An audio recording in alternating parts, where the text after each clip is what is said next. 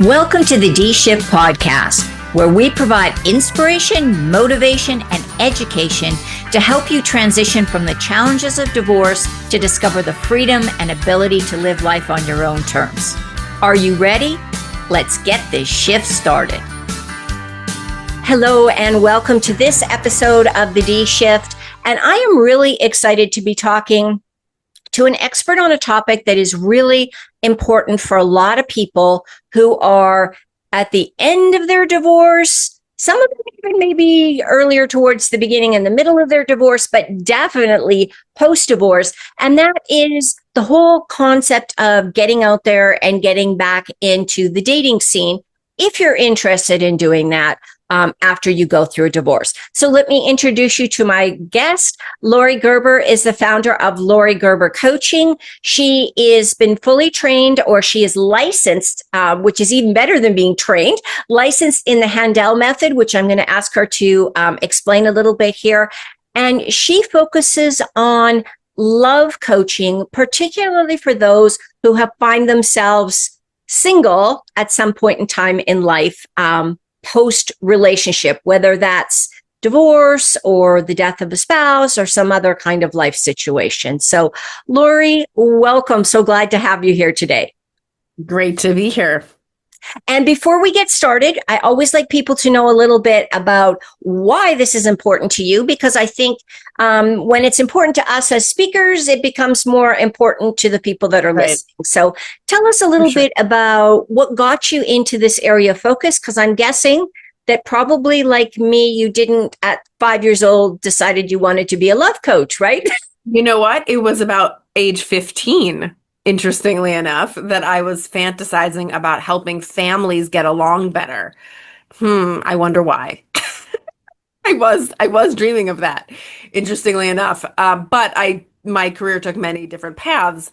I was running a small business in my early 30s and looking for a coach, hired a coach ostensibly to help me with that business. She took one look at my marriage and said, "Are you trying to get a divorce?" To which I answered, "No, why?" She answered, "Well, given what you've told me about your marriage," she made me tell about all the areas of my life, because that's the Handel Method requires, the revelation of all the different areas.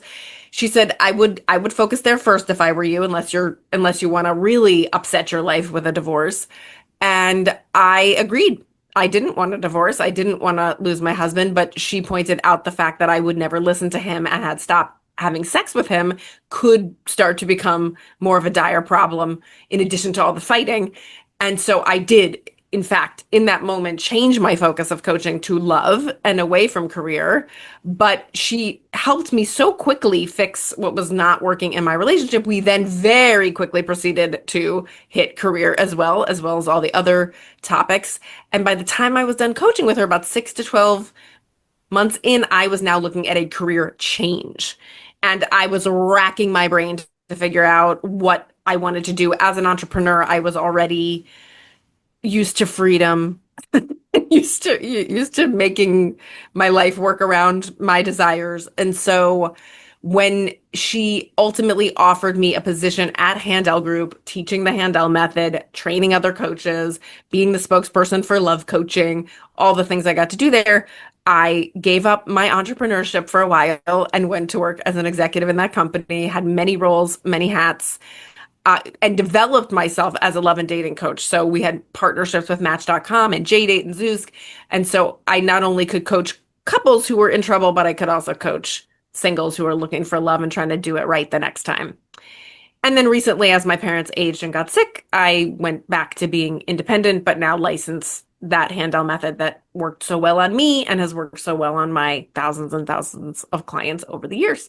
Yeah. So I always find people's pathways to get where they are, where they finally kind of, I'm going to say passion and purpose and all that. Those words are so buzzy right now, but they really find something they enjoy and they love doing. So Laurie, before we go any further, can you just briefly describe what that Handel Method is? Just because I know, people that are listening are probably going, wonder what that means. What is that? Yeah. So the Handel Method is a comprehensive coaching program that really can take anybody from point A to point B with a dream. And it could be any dream. But like I said, we need to know the whole you before we can start that journey. And the most important areas are not always the ones you want to work on. And this is a method created by Lauren Handel Zander. It's called the Handel Method because she invented it. And she developed it at MIT and Stanford and Yale and NYU and all these different institutes of higher learning around the country and the world, actually. Then started to put it into higher ed, put it into companies, and put it into use with individuals. And I was the one who was doing the coaching with individuals. And to summarize, I would say it is a heart, head, body approach. In other words, it is about getting very true to yourself and your ideals in all areas of life, then aligning your thinking and planning to those ideals, and then aligning your actions as well. Okay. So if I had to summarize and I only got a couple sentences, that's how I would define the Handel Method. But it's about 100 different tools and practices and, philosophies, some of which I'll unfold here with us today. Yeah. So that's great. Thank you for doing that. And, it's interesting. There's so many different, I'm going to just call them modalities of coaching, although that's typically a therapeutic word. But, but they all, I think the successful ones all do that integration of, body, soul, mind, heart, head, whatever you want to, mind, heart, head, body, spirit, whatever it all comes down to. It's just bringing together this holistic view rather than trying to, just focus on KPIs or some other crazy little abstract decision-making thing that's just kind of random and just gets stuck in there. So I love that. Let's talk, and I want to really focus today on your area of expertise, which is this whole idea of, and we're going to focus today on dating after divorce. So let's talk about the first question. And all of my clients at some point in time, not all, 90% of my clients at some point in time start talking about, when should I start thinking about re-entering the dating field and what's, in quotes, normal and what are some of the red flags that this isn't the right time for you to do that? So you take whichever one of those you want to go with first. Let me start with a red flag that you're not ready is you can't tell a balanced story of your breakup with your ex, or the telling of the story of the ex still creates a lot of pain, drama, emotional outburst, or just triggering for you. If it's still triggering for you, that's a great sign. More work to do with your coach, your therapist, your friends to metabolize a big, big thing that happened in your life. So again, I don't think that actually precludes some casual dating as a possibility, but it definitely precludes looking for the next last love of your life. Right. So that's a red flag that you're not ready. I personally have determined that most human beings have 10 or 20 of 34 obstacles to being ready to find lasting, healthy love. So over my 20 years of coaching people, I decided to brainstorm a list of, okay, what gets in the way? Like what are the obstacles people have, not just to being ready, but also to finding healthy, sustained love. And I came up with my list of 34, and now I use it with all my clients. No client has all 34 obstacles, but most people have, I would say, between 10 and 20 obstacles. So I determine a client's readiness based on how many of those obstacles they've cleared and how many still need to be cleared. And again, they don't all need to be cleared in order to start dating, but you would get a good sense of how ready you are if you I have a free quiz on my website. You can kind of get a sense of the 34 things from that. So there really is a gamut of readiness. I don't give a hard and fast wait a year. Right. I'm sure some people would say a hard and fast. I don't give a hard and fast you can't date while you're still married. I do tell my clients they can't find their person, their long-term love while they're married. And we could talk about more of that later. There are exceptions, but I think those exceptions prove the rule. So I think it's a very individual matter, and it has to do with how healed and self-loving you are post-divorce, and also where your kids are at in terms of readiness. So those are the two big factors. Yeah. And it's interesting you brought up that whole dating while you're still married, because I think, so I'd like to just clarify, when you say dating, you're meaning like a relationship where you're exclusive with one person and you are building towards a future with them, right? As opposed to hanging out, hooking up, whatever you want to call it, more casual stuff where maybe you're just going out for dinner, or maybe, maybe there is more intimacy involved, but it's not going to be your forever partner. It's my belief that there are two very different categories, and I call it, you're looking for the one, or you're just having fun. Okay. Or, Yeah. most people call it long-term committed partner versus casual. Like, Right. those are some of the buzzwords you would want to use. And a lot of people say, I'm casual, but if something happened, Right. or they pretend they're looking for long-term and they're really not. Right. I really coach people to be very clear which camp they are in before you get online, before you start flirting at a bar, before you tell your friends you're looking. Be clear which it is. And so I do not recommend looking for your long-term committed partner while you're still married, because I think that long-term commitment-minded person is looking for someone single. Right. Right. That's good. But Yeah.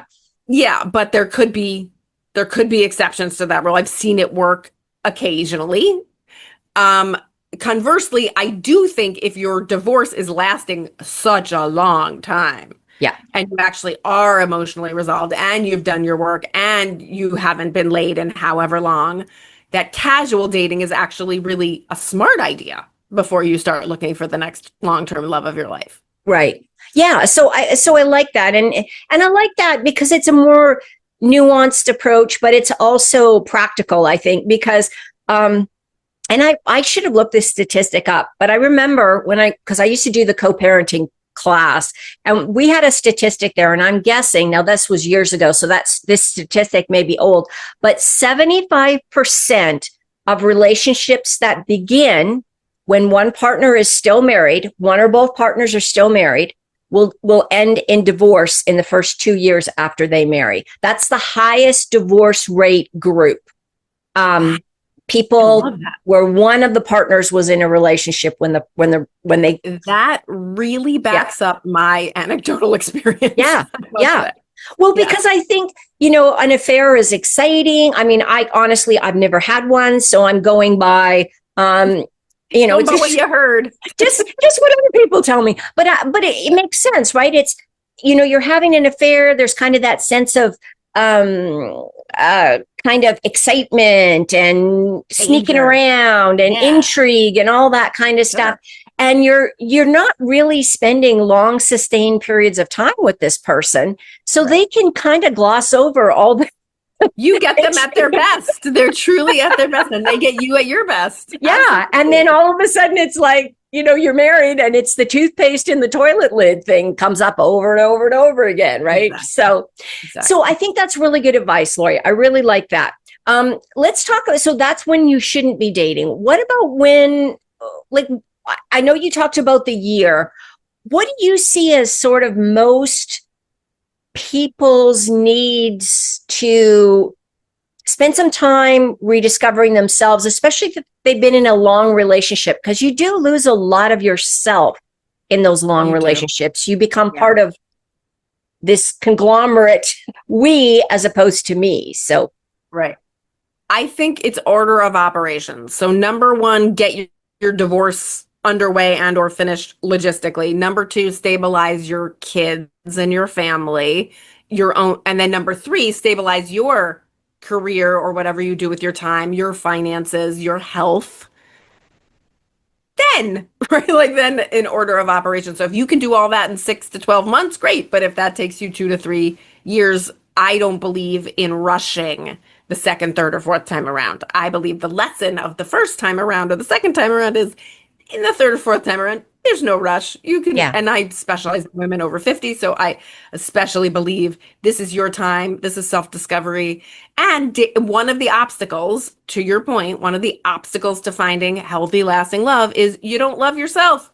You're not happy with your money or your habits or your weight or your self-care or your self-love, or so there's something that is unfinished business with you that you are going to finish much better without the distraction of a relationship. Right. So that does need to come first in the order of operations before actively dating to find the last love of your life. Yeah. Doesn't mean you can't get casual, doesn't mean you can't hook up, doesn't mean you can't have fun, in fact, it could be good to do that, but it cannot become the new obsession. Right.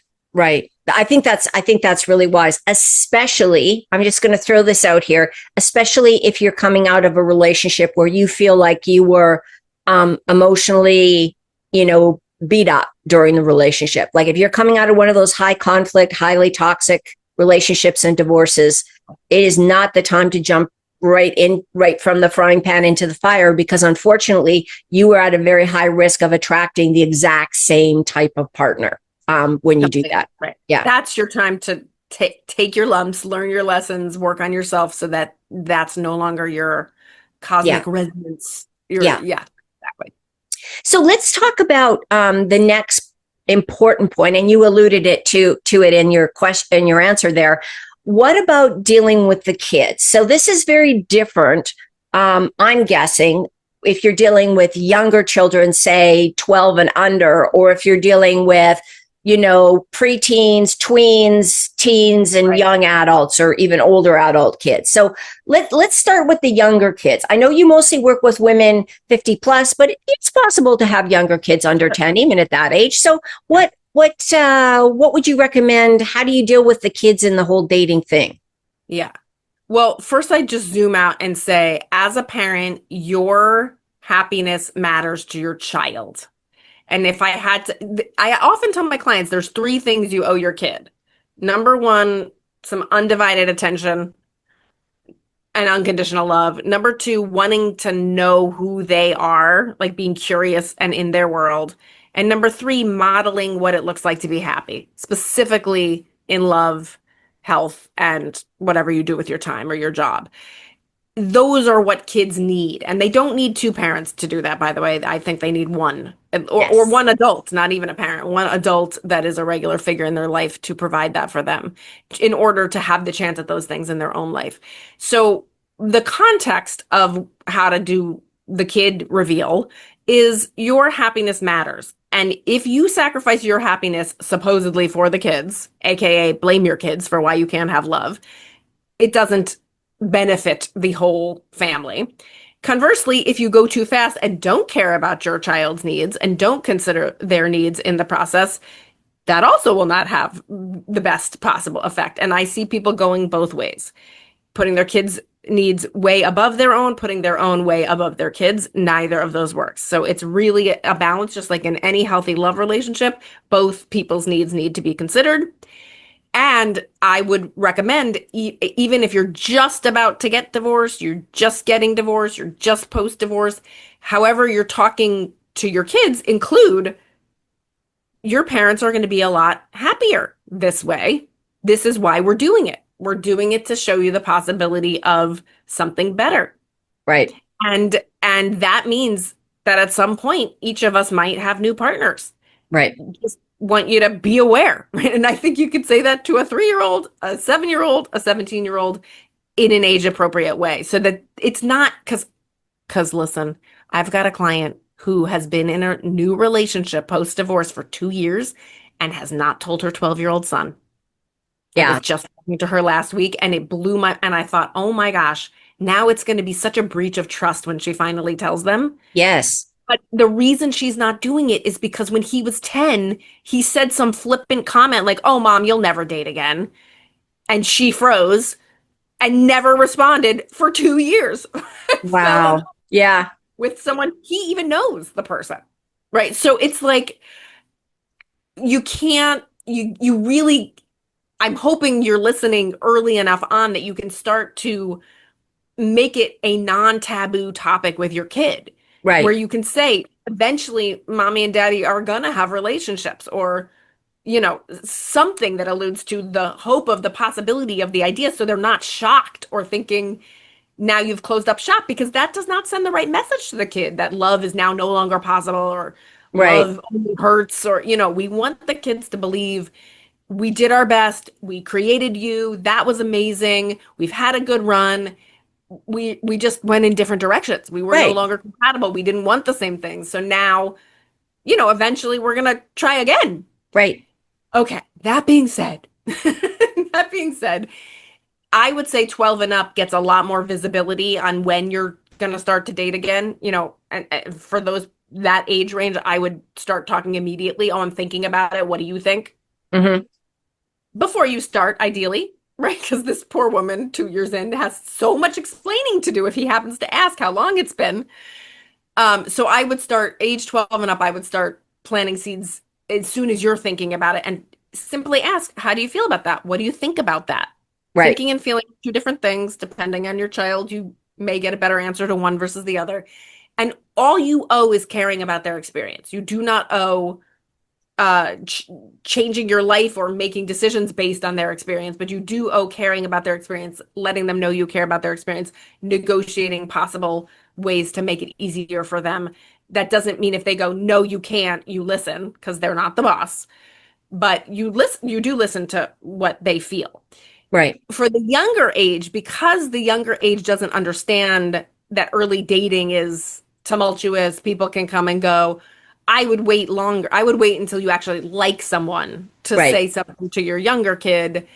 How would you feel if I had a partner?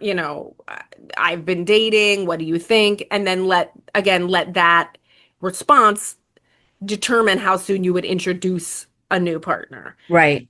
I have Right. a lot to say about how to introduce a new partner, but that's what I have to say about the different ages and sort of how to approach the Right. general concept. Right. And I agree with you very much. I think that parents need to start introducing the idea that mom and dad are healthy adults and that part of being a healthy adult may be to be in a healthy, loving relationship. So I really think that's fantastic. I have, as a person who taught elementary school and high school for 15 years, I have heard like kids' version of mom and dad having new partners.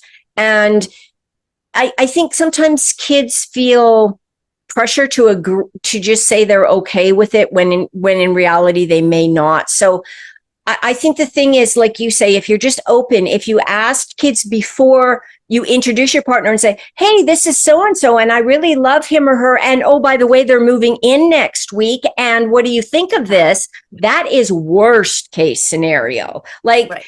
Because kids just feel so betrayed. They feel like their voice doesn't matter. I love how you're talking about it. And then when you if you're casually dating, I just say keep all those people separate. Those kids should never go on dates with you. They should never go out for dinner with this person or to the movies or to the park or whatever, because they are just a temporary person in your life. And let's Exactly. just acknowledge That's that. right. And the That's right. kids should not be You wouldn't involved. bring over a new puppy that you're not keeping either. Yeah, yeah. That's a great way to do this. So I think that, I think that your advice is so spot on with where I think we have to be realistic that we are adults. We have a desire to be in a relationship. If we do, if we don't, that's great. But if we do, then that's wonderful to be able to support that. Where do you see the biggest mistake made in this whole dating? Oh, I wanted to ask you about one other thing before we go that way.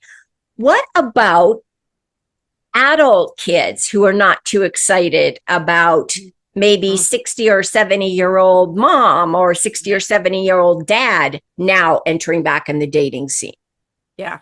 Do you ever Well, get that? I do. Yes. Let me also underline something else you mentioned, which is that, hold on, it's going to take me to remember it. It's going to take me a minute.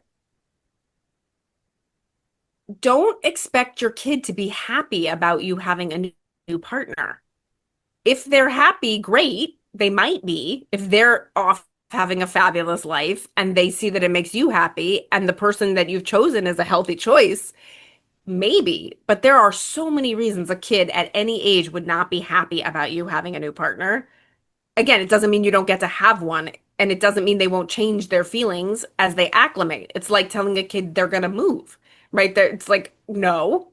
And then they go, oh, I'm going to get a new room. Oh, I'm going to get to decorate the new room. Oh, I'm going to make new friends. Oh, so, oh, it's sunny there.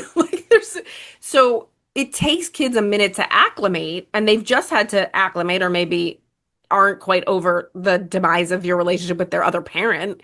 So I think that it is unreasonable to expect kids to be happy for you and inappropriate to try to get them to be or act like they are. So when you're dating someone and you do feel ready to introduce them, first things first, you tell your ex. And again, I'm coaching this woman, who hasn't told in 2 years that she got to tell her ex first. And then within 24 hours, she got to tell her kid because she doesn't want it coming to her kid some other way and she doesn't want it coming to her ex some other way. She Right. owes her ex doing this gracefully. I mean, that ship kind of sailed, but she's going to get a second chance to do it as best she can. And everyone needs to be on the same page about it for the good of the kid. So, ex first, then kid, and do not put pressure on the first meeting. The first meeting, I have another client who had a great idea, met his girlfriend's 3 kids at a basketball game that he paid for them all to go to. So it was a fun treat. There was something to look at. There wasn't pressure. It wasn't like a dinner where everyone sat around and needed to talk. There was no performance anxiety for anybody. It was casual meet and greet, see the other person, feel the vibes, maybe a few little pleasantries. That is a perfect first meeting, in my opinion, for a new partner.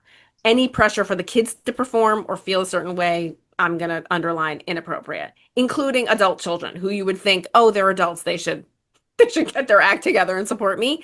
Depends on what kind of parent you were. Depends on what's going on in their lives. Depends on how much competition they feel. And I see this a lot in 60 and over, that now the kids are having kids of their own and want the grandparents' attention and want the grandparents' support. And now the grandparent is off, you know, gallivanting, traveling the world, taking year-long cruises with their new love or whatever it is. So again, just like having a new baby is actually competition for your first baby, having a new love is actually competition for your children. Let's not pretend it's not. It is literally competition for your time. And we say love, the more people we love, the more our love grows. So it's not competition for love, but you could certainly understand how a child of any age could think, oh, if they love this person, there's going to be less love for me. And Right. so, again, that doesn't mean you change your behavior or you don't do what makes you happy. It means you have sensitivity to and care for what everyone and curiosity about what everyone's experiencing.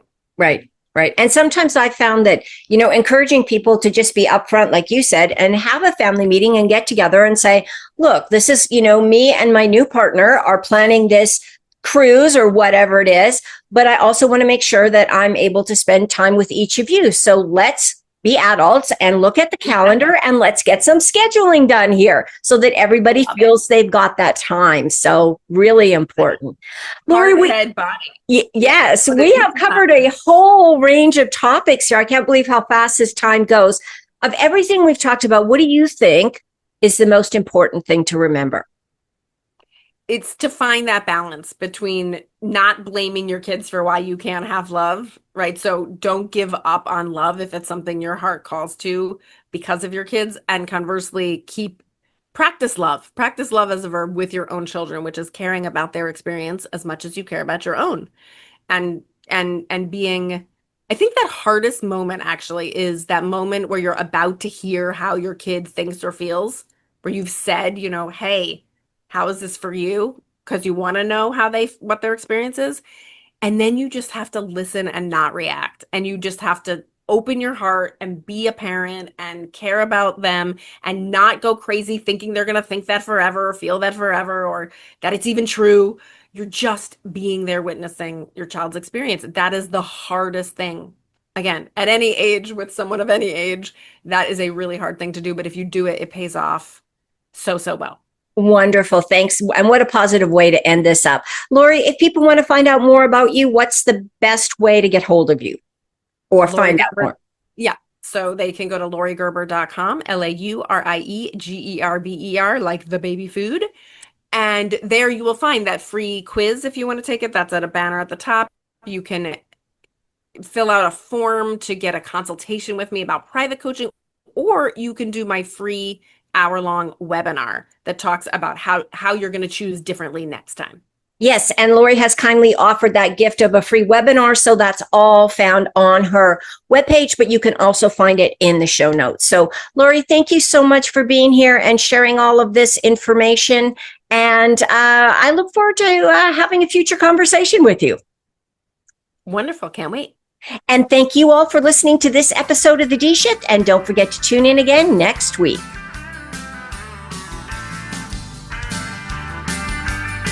Thanks for listening and supporting the D Shift podcast. If you would like to attend live trainings by our amazing guests and have a chance to ask questions and get answers from our experts, join the D Shift crew. For more details and to sign up, head on over to www.divorcecoachforwomen and click on the podcast page.